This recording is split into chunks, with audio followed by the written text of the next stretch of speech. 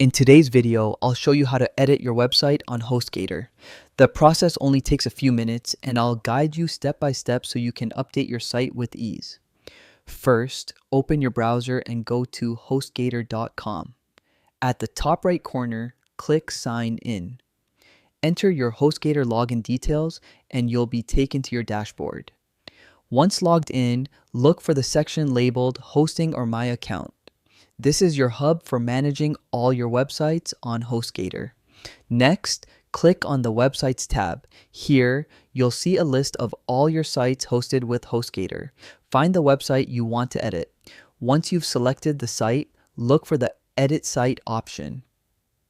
Clicking this opens the editing dashboard where you can make changes to text, images, and layout.